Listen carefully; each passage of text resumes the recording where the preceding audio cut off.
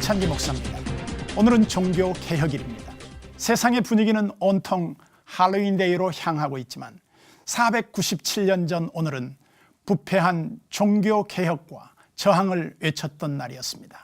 마틴 루터는 95개 조항의 반박문을 내걸었지만 생각해보면 이 시대 우리가 개혁해야 할 다른 항목들이 그때보다 적지 않을 것입니다.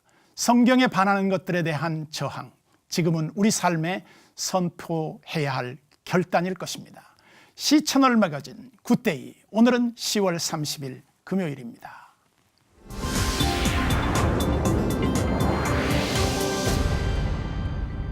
내전이 끊이지 않는 나라에서 살아간다면 얼마나 고통스러운 일일까요? 남미에 위치한 콜롬비아라는 나라는 50년 가까이 지속된 내전 때문에 국민들이 고통 가운데 살고 있습니다. 이 교전 지역에 복음을 전하는 선교사님이 있다고 합니다. 자세한 내용 CBN 뉴스에서 만나보겠습니다. For 5 decades, Colombia has been at war with Marxist insurgents. Fighting can erupt at any time throughout the scattered war zones. But that doesn't stop an intrepid messenger of peace. Here, actors portray missionary Russell Stendhal on one of his missions in the film La Montaña, The Mountain. For years, Stendhal has taken Christian literature to guerrillas, paramilitary, and government soldiers. He has forged friendships with all sides. And his radio stations and solar-powered receivers pave the way. To reach areas where it's not possible to have church buildings or scheduled church services, and where it's not possible to do normal missionary or evangelistic work. And so we drop these radios on guerrilla camps and by parachute. We distribute them to soldiers. We distribute them to paramilitary forces.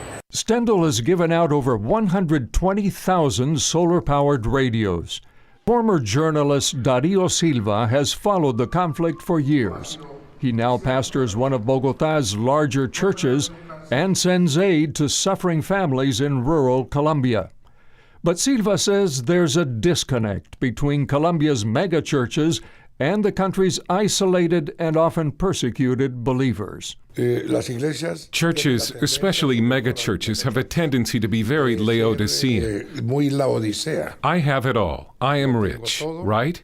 But they're not aware of the problems our brothers are going through. Silva says that hardship and persecution have not kept the gospel from reaching the remotest corners of Colombia. In fact, he remembers a guerrilla leader complaining, Those Christians are the worst problem we have, because we arrive at a remote part of the country where there is no electricity, no running water or roads or transportation, or a parish house or any political figure, and there's always some nut with a black book under his arm preaching about Jesus. Here in the mountains and jungles of southwest Colombia, guerrilla fighters are still destroying churches, driving out believers, and killing pastors. Open Doors International says that more pastors have been killed here in Colombia than in any other democratic nation on earth. this area was home to Helmer, a FARC guerrilla commander known as Comandante Jerónimo. When I became a commander in the state of Cauca, I unleashed all that atheism against the people of God, expelling pastors, closing churches, killing evangelicals, because they paid no attention to what we wanted them to do, which was to deny Jesus Christ, to deny God. But after years of persecuting Christians, Helmer realized he had failed. The more I persecute them, the more they grow, get stronger, multiply. Then I said, how is this? If I'm trying to wipe them out, and they grow more, are fruitful, and make a lot of progress, then I start to doubt. Those doubts led Helmer to a personal encounter with the Jesus he was persecuting. Today his weapon is a Bible, and he urges people to follow Christ instead of Karl Marx.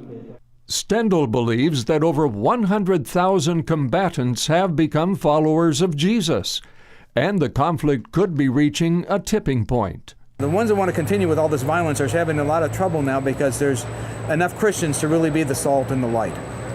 What used to be a spiritual black hole, we consider now as at least 10% Christian in most areas. Indigenous Christians are also spreading the gospel. Alvaro Dagua from the Guambiano tribe manages 2 Christian radio stations. At a recent Christian media conference in Cali, Dagua and fellow Guambianos talked of reaching beyond their own tribe. If you go into the virgin jungle 3 days on foot, you'll find the Agua tribe that hasn't been civilized. So we want to reach out there with our radio station, with the Word of God, so that the Agua tribe can inhabit the kingdom of heaven. Meanwhile, government negotiators are meeting with FARC guerrilla leaders in Havana, Cuba, and hope is growing that a peace agreement may soon bring an end to Colombia's 50 years of internal violence. But regardless of the outcome, evangelists, radio, and literature are spreading peace in the nation's conflict zones, one changed life at a time. Stan Jeter, CBN News. 분쟁 지역에